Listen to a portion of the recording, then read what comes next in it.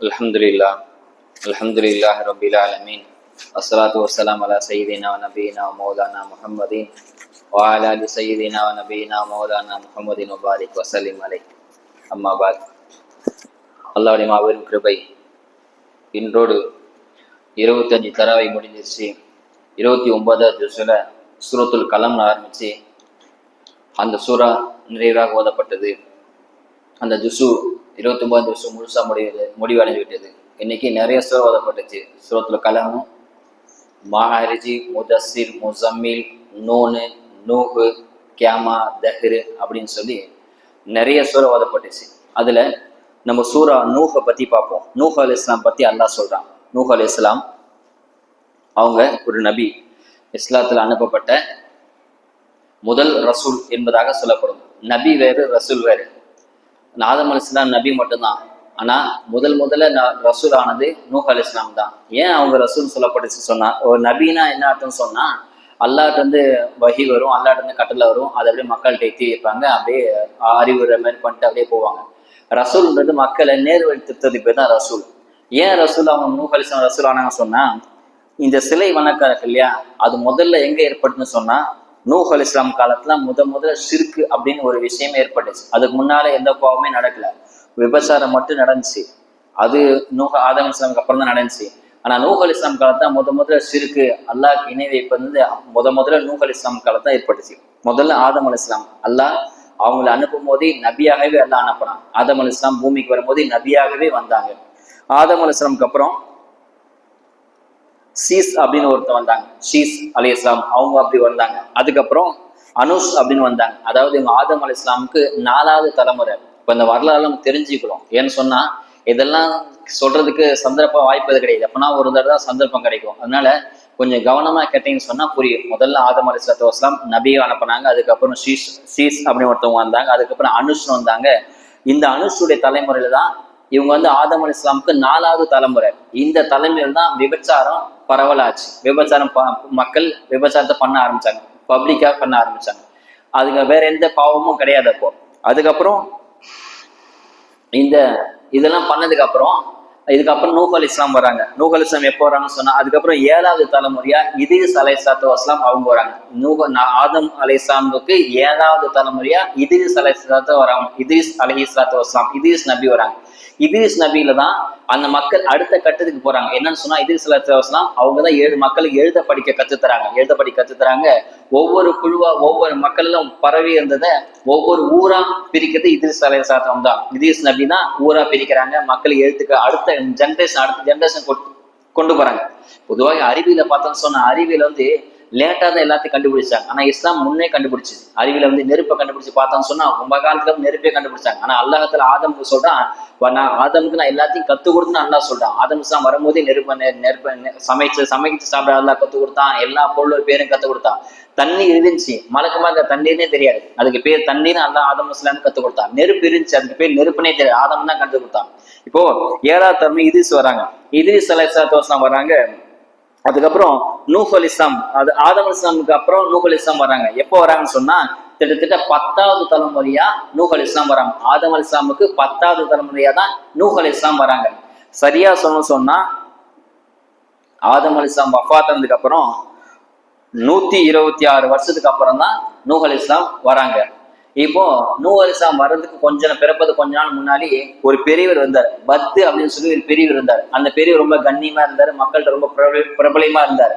அவர் திடீர்னு மௌத்தா போயிட்டாரு. அவர் மௌத்தா போனோடனே கபூர்ல உட்காந்து மக்கள்லாம் அழுக ஆரம்பிச்சாங்க. எல்லாருமே அழுகுறாங்க, ரொம்ப நாள் அழுகுறாங்க. சைத்தான் அதை பார்த்தான். இந்த சந்தர்ப்பத்தை பயன்படுத்திக்கிட்டு, இவர் மௌத்தான சந்தர்ப்பத்தை பயன்படுத்திக்கிட்டு சைத்தான் கொஞ்சம் கொஞ்சமா மக்கள்கிட்ட வரான். சொல்றான்னு, இவர் பிரிவை உங்களால் தாங்க முடியலையா, நான் ஒரு விஷயம் பண்ணட்டோமா அப்படின்னு கேட்கறான்.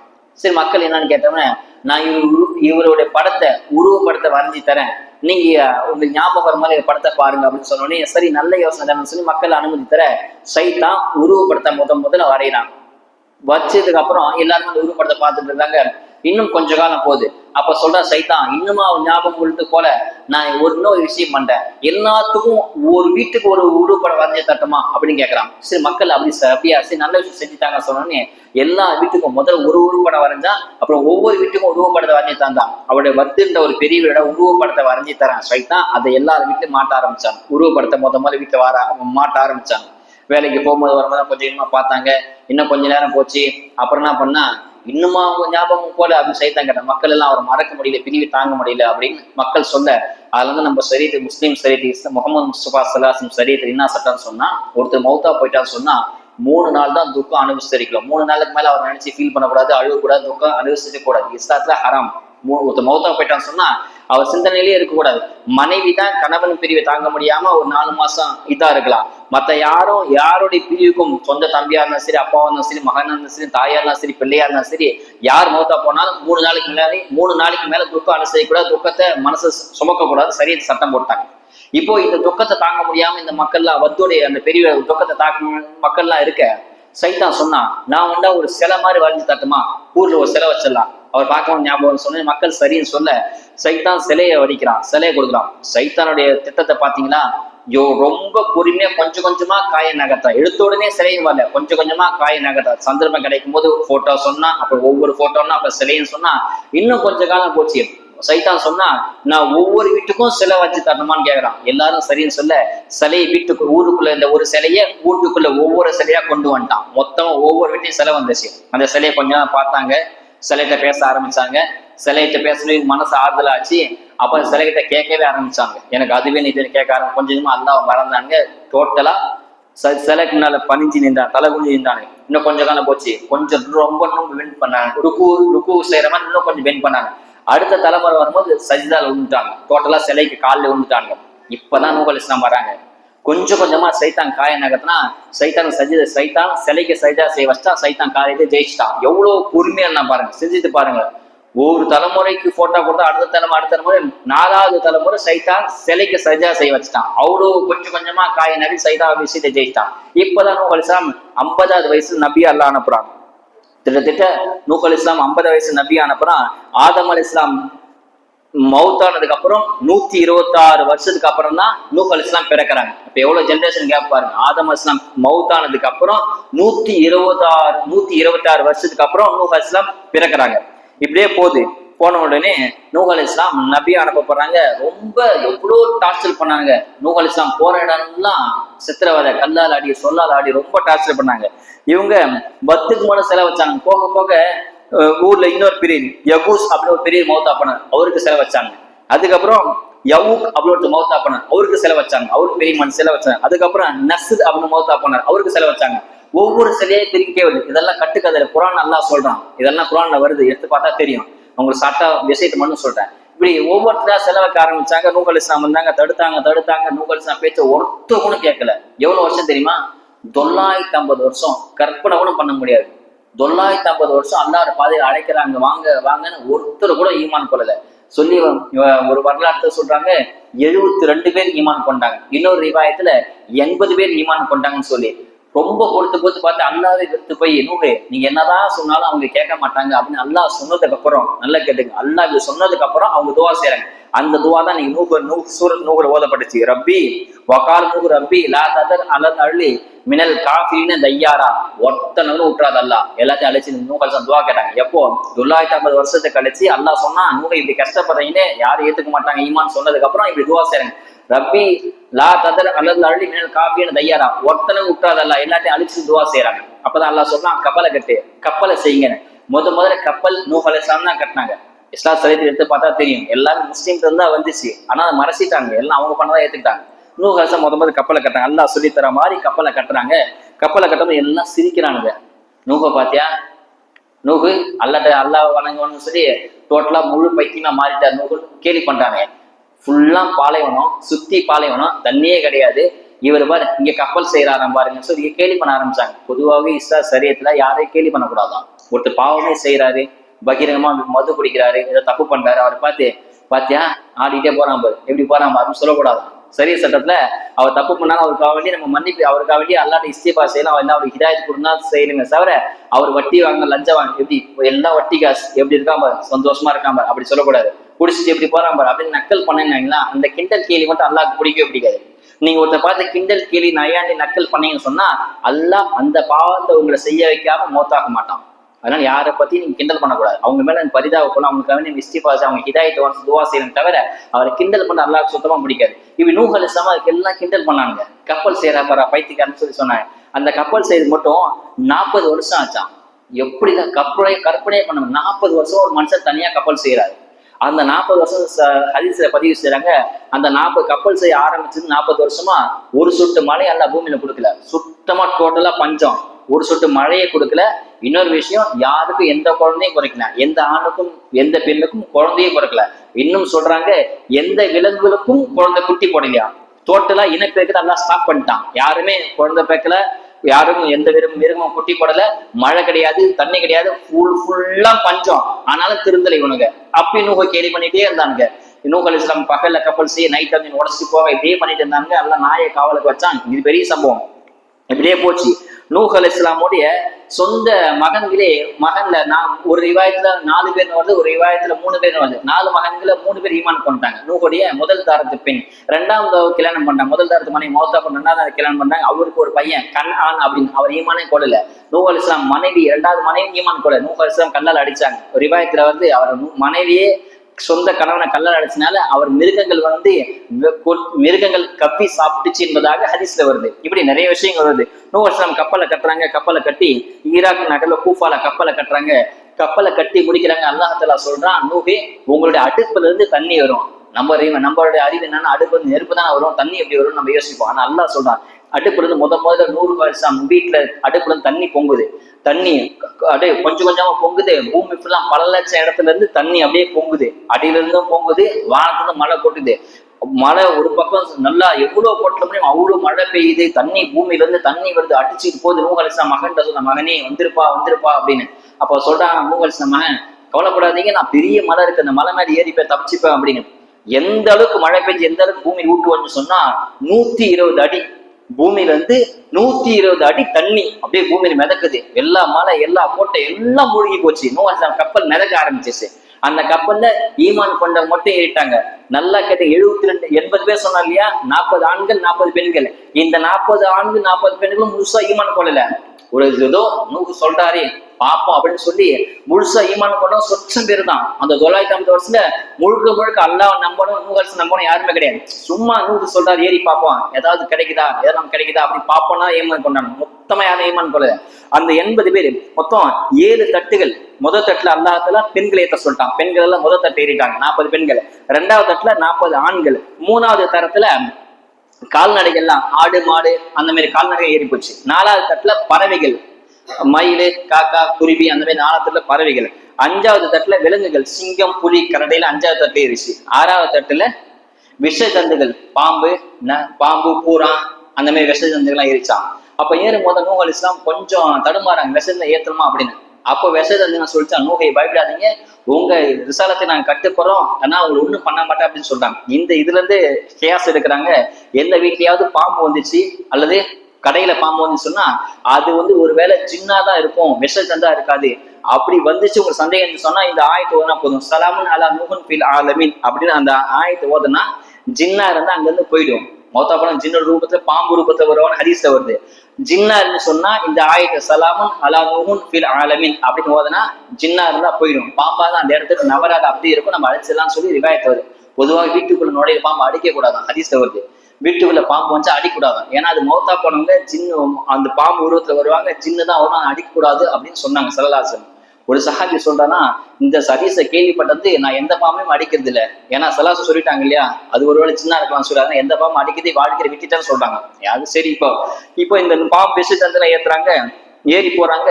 அந்த விலங்குகள் ஏற்றும் போது கழுதை ஏத்துறாங்க நூஹ் அலைஹிஸ்ஸலாம். கழுதை ஏறவே மாட்டுதான், கழுதை பிடிச்சி இருக்கிற கழுதை வரமாட்டேங்குதான். அப்ப கழுதோட பின்னாடி வாழ சைத்தான் பிடிச்சி தொங்குறான். ஏன்னா சைத்தானுக்கு இடம் கிடையாது கழுதையில, ஈமான் கொண்ட மட்டும் தான் ஏறணும், இவன் ஈமானே கொள்ளலையே, இவன் ஏறவே இல்லையா. நூஹ் அலைஹிஸ்ஸலாம் ஏறுன்னு சொல்ல ஒரு கட்டத்துல சபிக்கப்பட்டேன், ஏறி தொலை அப்படின்னா ஒரு கோவத்தை சபிக்கப்பட்டேன், வா அப்படின்னு சொன்னோடனே சைத்தான் உள்ள போந்துட்டான். ஏன்னா சைத்தான் சபிக்கப்பட்டான், அல்லாஹ்வால் சபிக்கப்பட்டான்னா சைத்தான் சபிச்சுட்டான். அல்லாஹ் பூமியில போ இன்மின சைத்தான் ரஜீம் சபிக்கப்பட்டன்னு தூக்கி எரிஞ்சுட்டான். அப்போ கழுது வாழை பிடிச்சி சைத்தான் உள்ள வந்துட்டான். மூகல் கணக்கு பண்றாங்க, 41 பேர் வருது. 40 பேர் 40 பேர் வருது. ஓரமா உட்காந்துருக்கான். பார்த்து பாவா நீ யாருப்பா, உன்னை பார்த்துட்டு சொன்னேன், நான் தான் சைத்தான். உனக்கு யாரும் அனுமதி கொடுத்தா அப்படின்னு மூகல் கேட்க, நீ தான் சபிக்கப்பட்டேன், நீ வான்னு சொன்ன, நான் தான் சபிக்கப்பட்டேன், ஆனா வந்துட்டேன் அப்படின்னு. இல்ல இறங்கன்னு சொன்னேன், இல்ல நான் உங்களுக்கு விஷயத்த கத்துத்தரேன், என்னை விட்டுரு அப்படின்னு. சரி என்ன விஷயம்? 5 விஷயம் இருக்குது. அதுல சைத்தான் சொல்றான் 5 விஷயம் இருக்கு, 3 விஷயத்த உங்களுக்கு சொல்ல மாட்டேன், 2 விஷயத்த சொல்றேன், என்னை விட்டுறியா அப்படின்னு கேட்கறாங்க நூகல் இஸ்லாம்கிட்ட.